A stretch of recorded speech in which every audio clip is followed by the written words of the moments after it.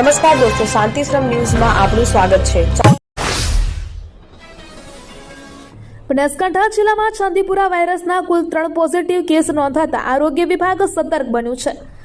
3 દર્દીઓમાંથી વડા ગામનો એક દર્દી સફળ સારવાર બાદ સંપૂર્ણ સ્વસ્થ થઈ હોસ્પિટલમાંથી ડિસ્ચાર્જ કરવામાં આવ્યો છે। જોકે કાંકરેજ તાલુકાના ચાંગા અને અમીરગઢ તાલુકાના કાનપુરા ગામના 2 દર્દીઓના મોત થતા આરોગ્ય તંત્રમાં ચિંતા વ્યાપી છે।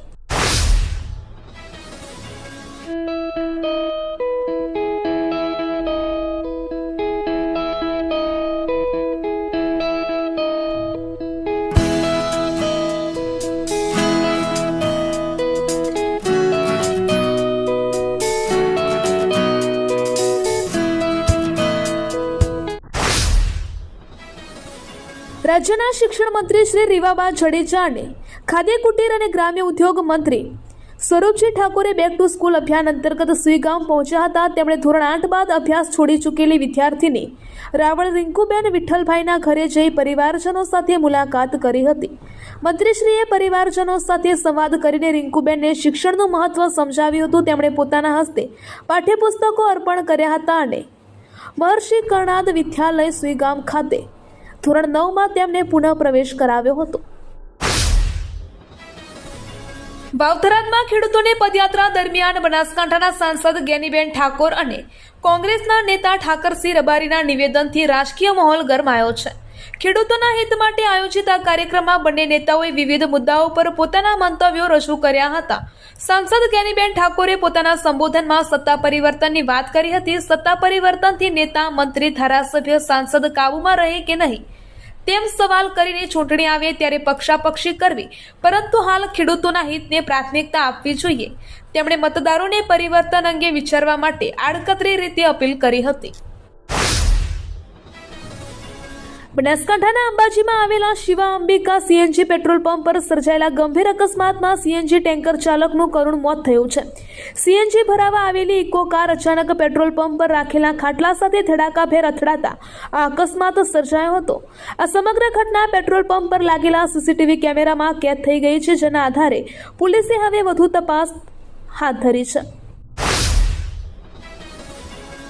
બનાસકાંઠા જિલ્લાના કાંકરેજ તાલુકાના બુકોલી ગામની સીમમાં આવેલા સુજલામ સુફલામ સ્પ્રેડિંગ કેનાલ પરના બ્રિજનો સ્લેબ ક્ષતિગ્રસ્ત થતા ઉમરીથી મુડેઠાને જોડતા ઓડીઆરબી પરના આ બ્રિજને તાત્કાલિક ધોરણે બંધ કરવામાં આવ્યો છે અને બાજુમાં આવેલા વીઆરબી પર ડાયવર્ઝન આપવામાં આવ્યું છે અને નવા બ્રિજની કામગીરી હાથ ધરવામાં આવી છે અને ભારે વાહનો માટે વૈકલ્પિક રૂટ અપાયો છે। શિયોરી મામલતદાર કચેરી ખાતે ઓગળ અને કાંકરેજ તાલુકાની સંયુક્ત ફરિયાદ નિવારણ કાર્યક્રમ યોજાયો હતો। આ કાર્યક્રમનો મુખ્ય ઉદ્દેશ્ય બંને તાલુકાના નાગરિકોની વિવિધ ફરિયાદોનો સ્થળ પર જ નિકાલ કરવાનો હતો। ડીસાના પ્રાંત અધિકારી કિશનદાન ગઢવીએ આ કાર્યક્રમની અધ્યક્ષતા કરી હતી।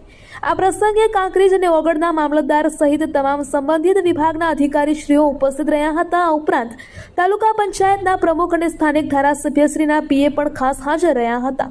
તેમણે નાગરિકોની રજૂઆતો ધ્યાનપૂર્વક સાંભળી હતી।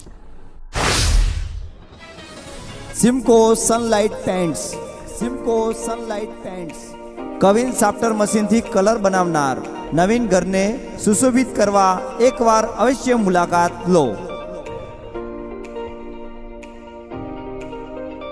Simco Sunlight Paints, Simco Sunlight Paints. રાજ્યમાં છેલ્લા 2 દિવસથી વરસાદનું જોર ઘટ્યું છે અને છૂટાછવાયા વિસ્તારોમાં મધ્યમ વરસાદ નોંધાયો છે। રવિવારે 226 તાલુકામાં સૌથી વધુ રાજકોટમાં 3.5 ઇંચ જેટલો વરસાદ નોંધાયો હતો। હાલમાં ગુજરાત પરથી વાદળો હટી જતા ભારે વરસાદની સંભાવના નહીવત છે। હવામાન વિભાગના ડાયરેક્ટર ડોક્ટર એ.કે. દાસના જણાવ્યા અનુસાર 3 ઓગસ્ટથી 9 ઓગસ્ટ સુધી ગુજરાત, સૌરાષ્ટ્ર, કચ્છના છૂટાછવાયા સ્થળોએ હવામાનની મધ્યમ વરસાદની શક્યતા રહેશે।